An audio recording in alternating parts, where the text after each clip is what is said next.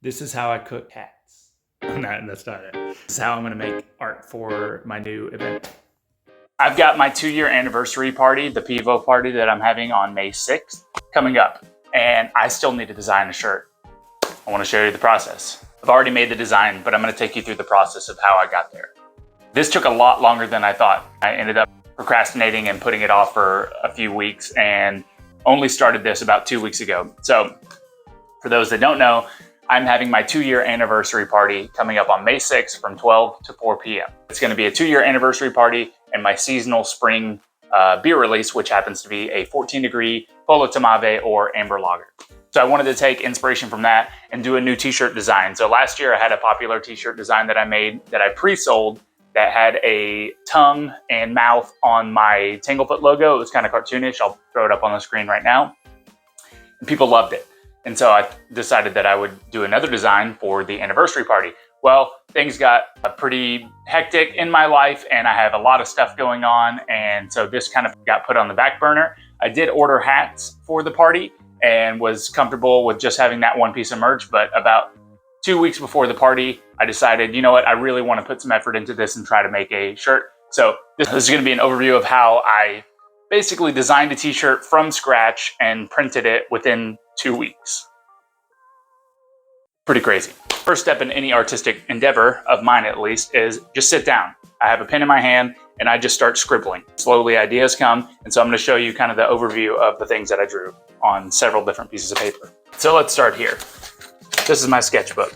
Last year, I ran out of beer and I drew this guy. And then I colorized it and turned it into this, which I put on a shirt and pre-sold. It ended up being a big hit. People really liked it. I wanted to replicate that with the 2-year anniversary party. So I started sketching, Tanglefoot Brewing, 23, Pivo party, Tanglefoot Pivo party, lager. And I just kept sketching things. This I actually turned into a hat, which I'll show you right here. But my process is just putting a pen on paper and sketching things. Then I was moving on to the 2. Instead of putting the year, I wanted to put 2. So lagered 2 years, I kind of came up with that that saying and thought that that was pretty cute. So I started drawing out different things, 2 in the middle of the logo, drawing some glassware, changing the shape of the logo, and doing some more lagered for 2 years designs down here, incorporating some Texas into it.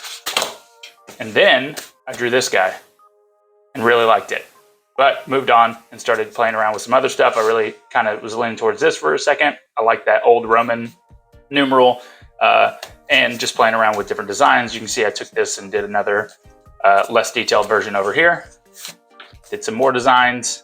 And this was literally hours and hours of me just sitting down with a pen in my hand, only drawing for a portion of that time, and had to grab another sketchbook because I ran out of paper.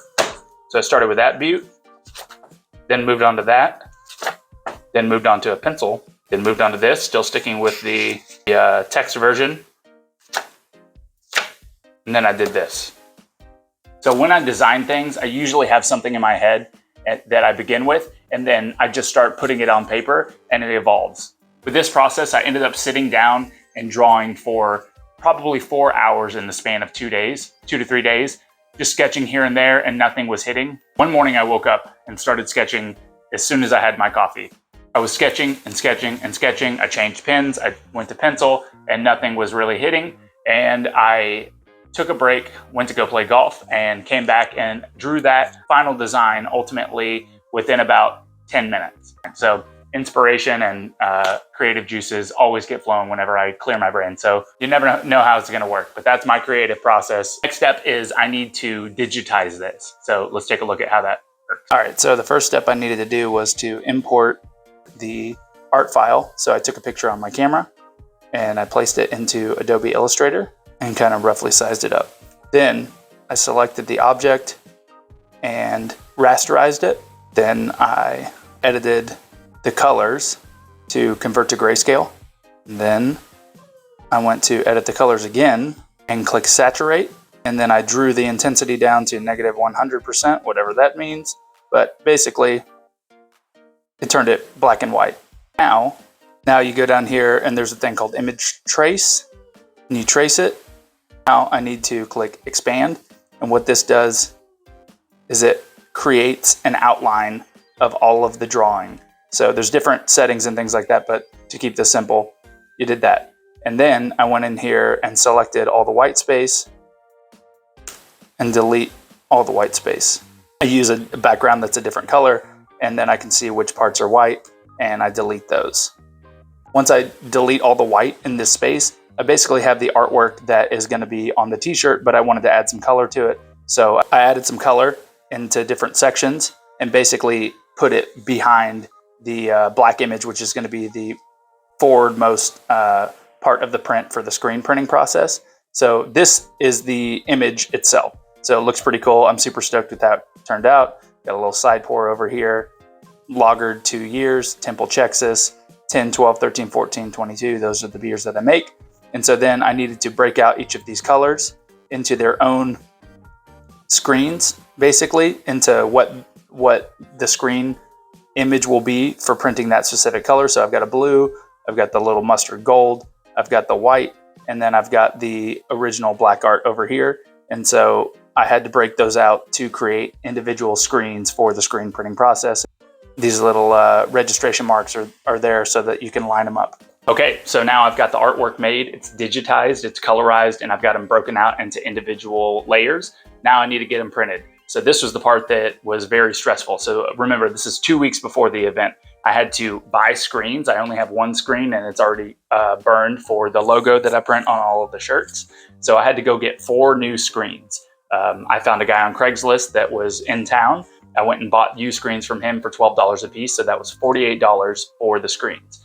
Then I had to go and get those screens burned. But in order to do that, the company in town, Jerry's Artarama, shout out, they will burn the screens for you, but you have to supply them with transparencies.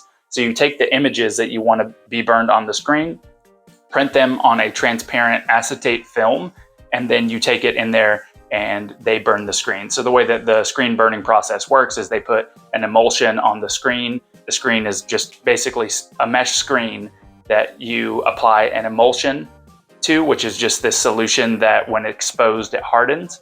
You put the emulsion on there, you put that transparency film that has the black ink on it where you want the image to be, you expose it to UV rays, it solidifies the emulsion that is exposed to the UV rays.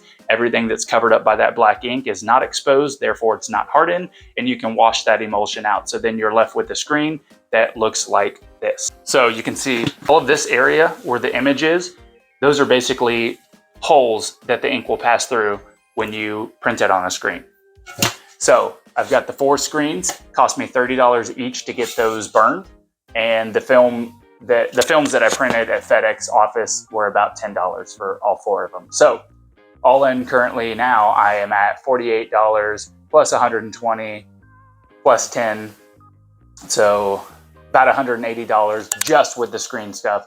Then I had to buy some squeegees, which were, about $30 each. And so I'm probably about $250 in right now. And then I purchased the shirts, which is about $300, $400 of shirts. So a lot of money invested into this, but I think they'll sell pretty well. Now I have the screens, I've got the squeegees, I've got the screen print setup that I've already got from printing shirts before. And now I'm waiting on the shirts to arrive and I will show you the screen printing process. This is the first time that I've done a multicolor screen printing process, and so I'm a little nervous. I don't even know if this is gonna happen in time. It is currently Sunday before the event, so I have about 6 days to do this. And I'm open on Thursday and Friday. So really, I've got about 4 days to do this. And the shirts come in tomorrow, so I've got about 3 days to do this. So there's a lot of stuff coming down the pipeline that is a lot of stuff to do this week. And then I still have to can up the beer and keg it and get ready for the party. So here's the process. Okay, I'm here. I've got the screen print set up. I already went and set up the machine and kind of started calibrating the screen. So basically the way this works is these screens have the image burned into them, but I put these little registration marks. And so what I did was go through and make sure that each of the screens, they come to their location and settle down, that the registration marks line up. And I did it in a pretty janky way, but this whole process is totally new to me. So I'm just kind of learning on the fly. Took a lot of tweaking and some, just patience basically. But I'm gonna go ahead and I think I'm gonna get these inked up and I'm gonna try to print some shirts. Got the shirts in. I'm gonna have to do a few test ones to make sure that they're printing okay. The good news about this particular piece of art is that it's not super detailed. It doesn't have any like real fine detail, and the colors are kind of big bold splotches except for the final outline. So if they're not 100% lined up, it should be okay, but we'll see. This may get a little tricky, and I don't know. Anyways, so check it out. Okay, so I've got the screen set up. I've got the colors on them. Pretty nervous, so sit back and watch. Fuck.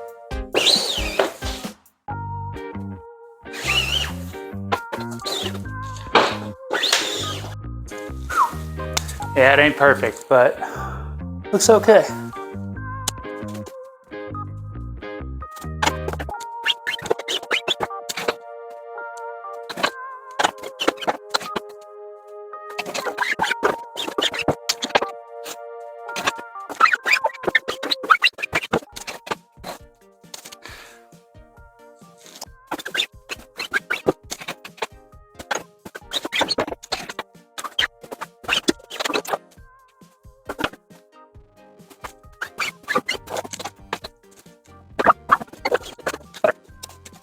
Ooh, all right. Well, it is 7:35 at night and I just wrapped up printing. I'm just cleaning up the station and I'm finishing curing the ink on the shirts. But yeah, this has been a long day. Got a lot of stuff done. This 4-color screen print on this press right here has been I don't want to say nightmare, but it hasn't been great. Let me just show you a couple of them. So we got some shirts kind of staged up and I dried underneath here in my flash dryer. First of all, I'm pretty proud that I got as much as I got done. So I started this project within 2 weeks of the event and today is Wednesday. So 3 days before the event takes place. So I created the design, got it digitized, got screens made, got all the supplies, ordered shirts, I've done 3 runs with this 4-color press and learned how to do 4-color screen printing all within the span of like 8 days. What is that? 11 days, something like that.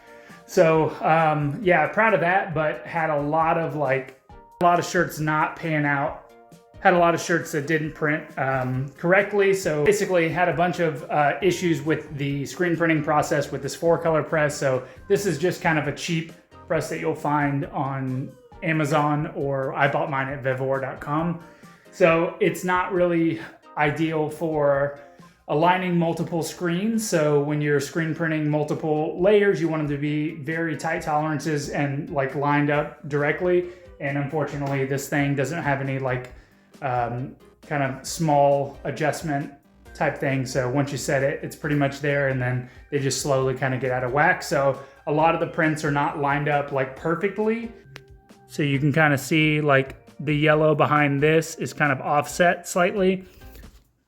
Fortunately, when I designed this, I knew that this was going to be an issue. So I made it pretty rough and kind of like almost graffiti-like. So I was anticipating that, and honestly, I think they all look pretty cool, even with the colors being a little bit offset. But the big problem was I had some issues with ink smudging, and I had to basically, you have to flash or heat the ink in between each shirt so that the wet ink wouldn't transfer to the back side of the screen and then subsequently onto the shirt. So had a steep learning curve on that issue.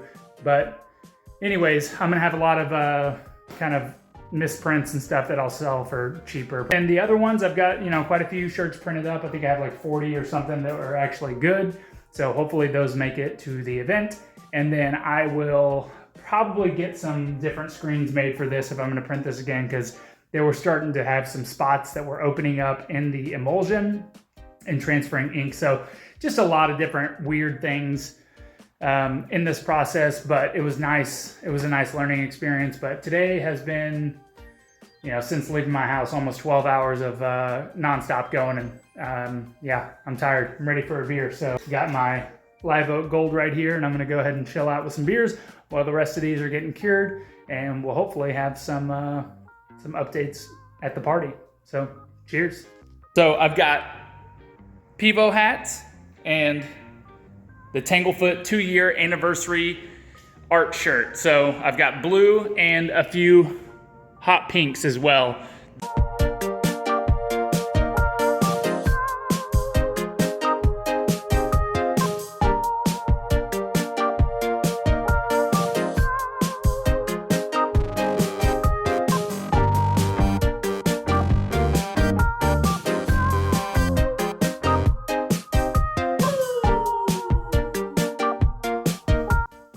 All right, so that was pretty intense.